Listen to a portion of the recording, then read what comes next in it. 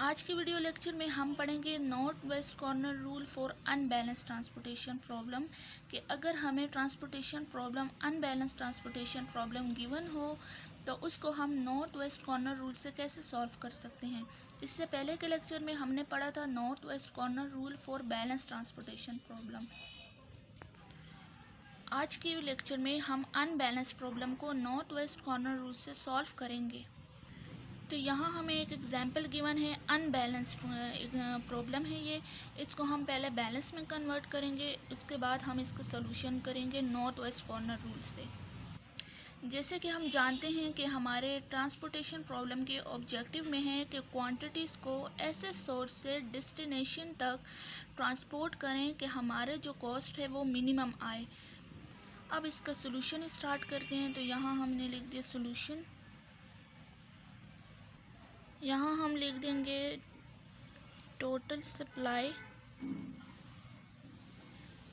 Equal to supply हमारे पास है 76, 82 और प्लस 77।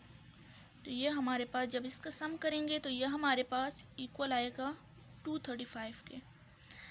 ऐसे ही टोटल डिमांड हम फाइंड करेंगे।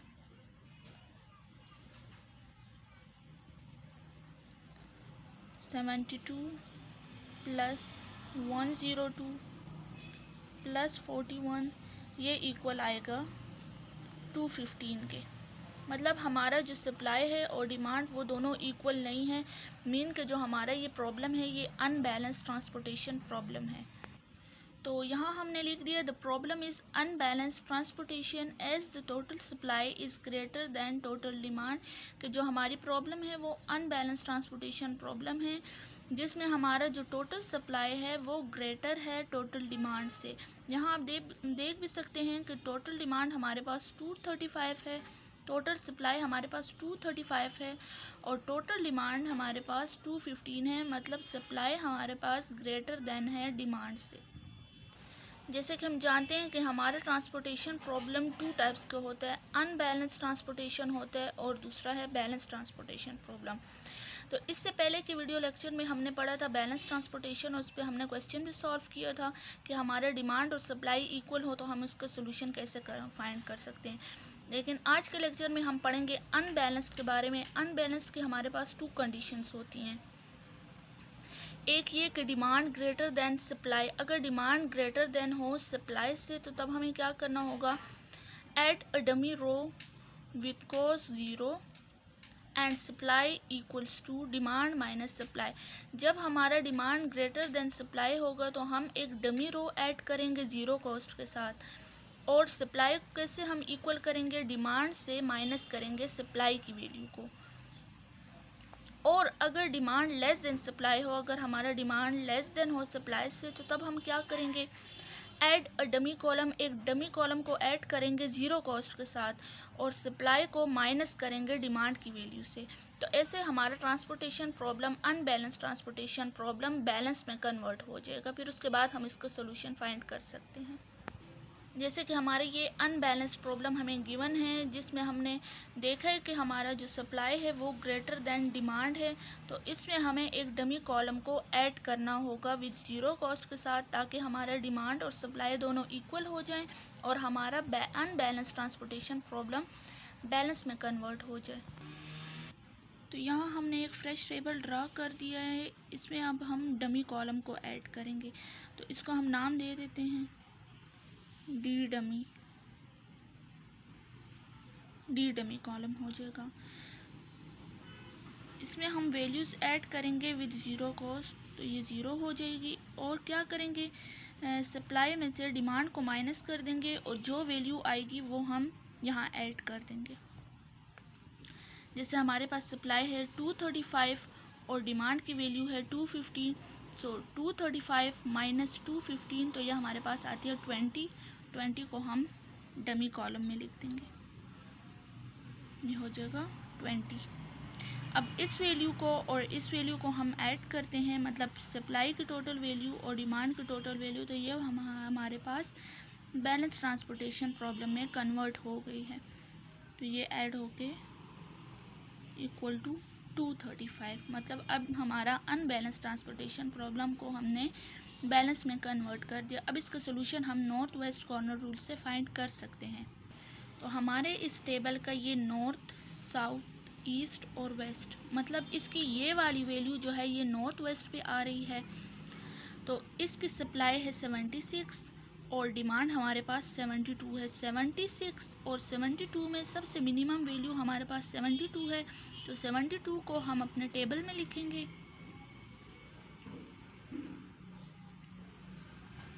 यहाँ से 72 कैंसिल होकर 0 हो जाएगा और 76 माइनस 72, तो ये हमारे पास वैल्यू आ जाएगी 4।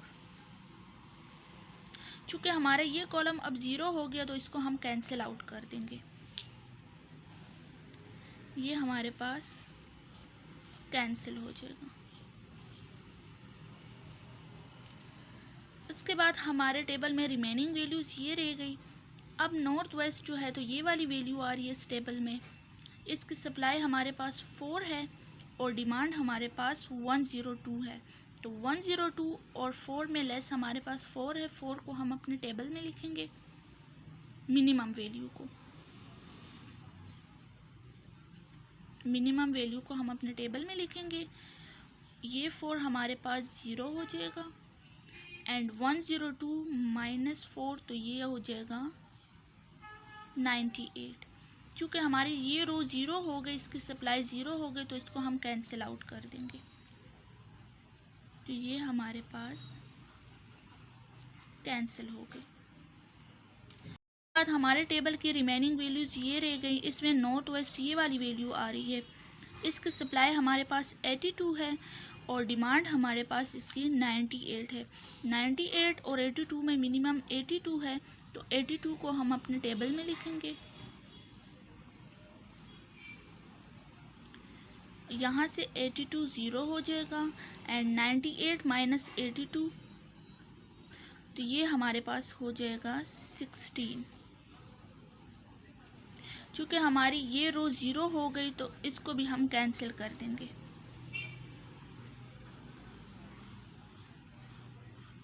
ये भी हमारे पास कैंसिल हो गई। इसके बाद हमारे टेबल की रिमेनिंग वैल्यूज़ ये रह गई।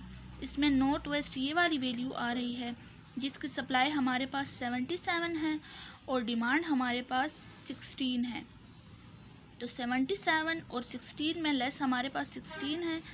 16 को हम अपने टेबल में लिखेंगे अंदर मिनिमम वैल्यू। यहाँ से 16 0 हो जाएगी और 77 में से जब 16 को हम माइनस करेंगे तो ये हमारे पास हो जाएगी 61। अब हमारा ये कॉलम भी 0 हो गया तो इसको भी हम कैंसिल आउट कर देंगे। तो ये भी हमारे पास कैंसिल हो गया। हमारे टेबल की रिमेनिंग वैल्यूज़ ये रह गई। इसमें ये वाली वैल्यू हमारी नॉर्थ वेस्ट है जिसकी सप्लाई हमारे पास 61 है और डिमांड हमारे पास 41 है। तो 61 और 41 में लेस वैल्यू हमारे पास 41 है। 41 को टेबल में लिख देंगे, ये हो जाएगी 0 एंड 61 माइनस 41, तो ये हमारे पास आ जाएगी 20। चूँकि हमारे ये कॉलम भी 0 हो गया तो इसको भी हम कैंसिल आउट कर देंगे। तो ये भी कैंसिल हो गई। इसके बाद हमारे पास ये वैल्यूज़ रह गई, ये वाली एक ही वैल्यू रह गई। तो इसमें अब हम 20, चूँकि इसकी सप्लाई भी 20 है और डिमांड भी 20 है, तो अंदर हम लिख देंगे 20। ये भी 0, ये भी 0। इस वाली वैल्यू को भी हम कैंसिल कर देंगे। तो यहाँ हमने एक फ्रेश टेबल को ड्रा कर दिया। चूँकि हमने पिछले टेबल में कटिंग वगैरह की थी तो यहाँ हमने फ्रेश टेबल ड्रा कर दिया। ये हमारे पास एलोकेटेड सेल्स हैं और ये जो वैल्यूज़ हैं ये हमारे पास अनएलोकेटेड सेल्स हैं। तो हमारे अनएलोकेटेड सेल्स और एलोकेटेड सेल्स दोनों इक्वल हैं क्योंकि हमने अनबैलेंस ट्रांसपोर्टेशन को बैलेंस में कन्वर्ट करके फिर नॉर्थ वेस्ट कॉर्नर रूल से सॉल्व किया। अब हम क्वांटिटीज़ और सप्लाई को मल्टीप्लाई करके ऐड करते जाना है और इस तरह हम फाइंड कर लेंगे मिनिमम कॉस्ट को। ये हमारे पास क्वांटिटी है, ये हमारे पास टोटल सप्लाई है।